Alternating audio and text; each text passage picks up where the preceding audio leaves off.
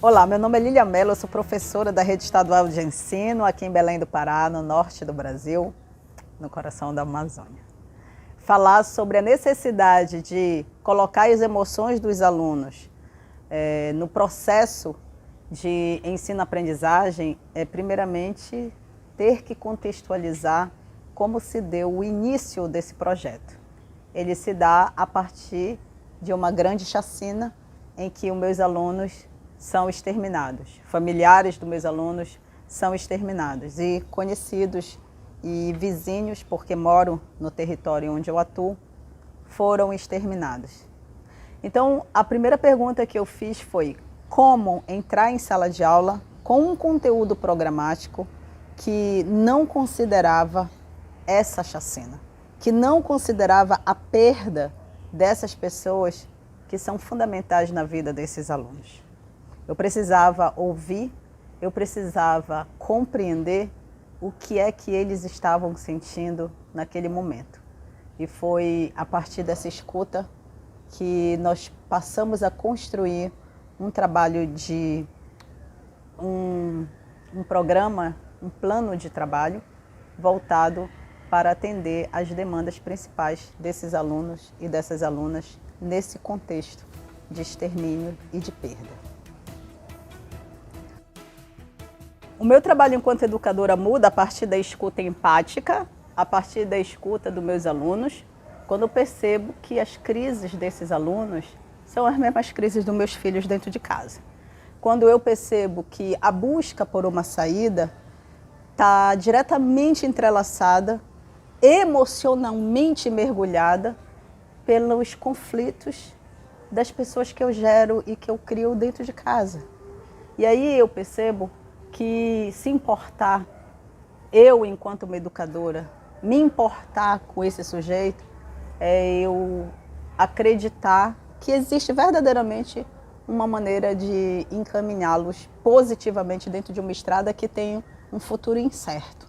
Então, é por isso que hoje, e desde quando eu me entendo por educadora, eu trato meus alunos e as minhas alunas como filhos, porque eu sei que são sujeitos que estão em constante aprendizado e que as oportunidades de relacionamento, de construção afetiva, de desenvolvimento emocional, está diretamente ligada com as oportunidades que eles podem ou não ter. Nesse caso, eu, enquanto educadora, tento fazer o máximo que esse cenário seja um instrumento de possibilidades positivas e transformadoras para a vida deles.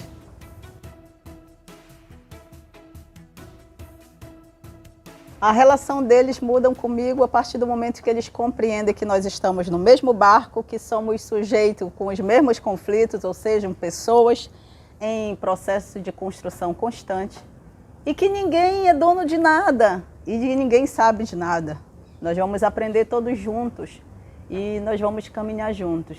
Eu acredito que passa a mudar no momento em que eu passo a reconhecê-los como filhos e eles passam a me reconhecer também como mãe.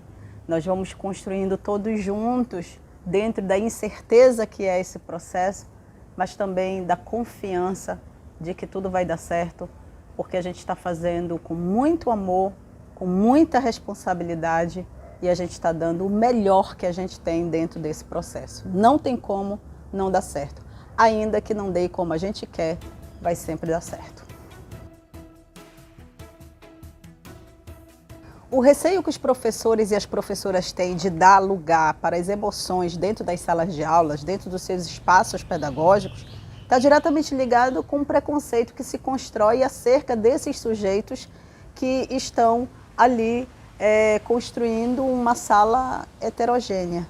Então, muitas vezes, e mais uma vez enfatizo, escolas públicas situadas em periferias são ambientes que acolhem pessoas que já têm a falta de uma estrutura familiar, a falta de um planejamento financeiro, a falta de uma construção mais consolidada. Então, um educador e uma educadora quer um indivíduo sentado numa cadeira pronto e acabado, ou seja, sem crises, sem problemas, sem maiores demandas.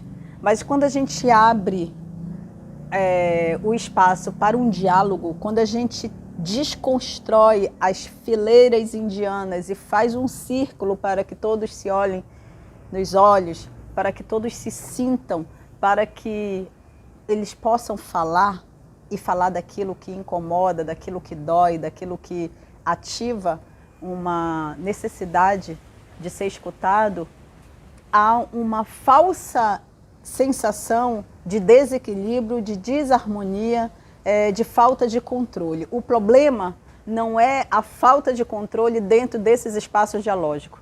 O problema está na falsa ideia de se ter controle quando se está num ambiente silencioso, quando se está num ambiente em que o professor diz qual momento deve ser dito, qual momento se deve falar e o que deve ser dito. É aquela história de você passar o exercício e já ter uma grade curricular e uma grade de resposta para poder estar inserido no acerto. No momento em que a gente abre para o diálogo, não há nenhuma grade de resposta, porque não há resposta pronta. Não há gabarito, porque não tem nada acabado. Então, essa incerteza de onde se vai chegar faz com que o professor se sinta inseguro se ele vai conseguir sustentar todo o processo. Então, é importante agora a gente desconstruir a ideia de que uma sala silenciosa é uma sala organizada e de que um aluno que senta no início da aula e levanta no final sem ter dito nada é o aluno perfeito. Está tudo errado. Isso não vai dar em nada. Você não vai conseguir tocar em nenhum lugar significativo desse aluno.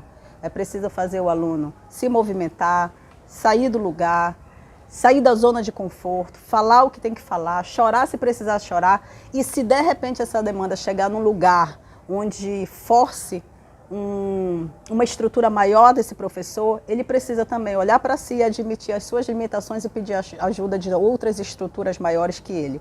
Eu acho que é um momento da gente se olhar e reconhecer que somos seres imperfeitos, limitados, mas com boa vontade de fazer uma construção diferenciada dentro desse contexto educacional.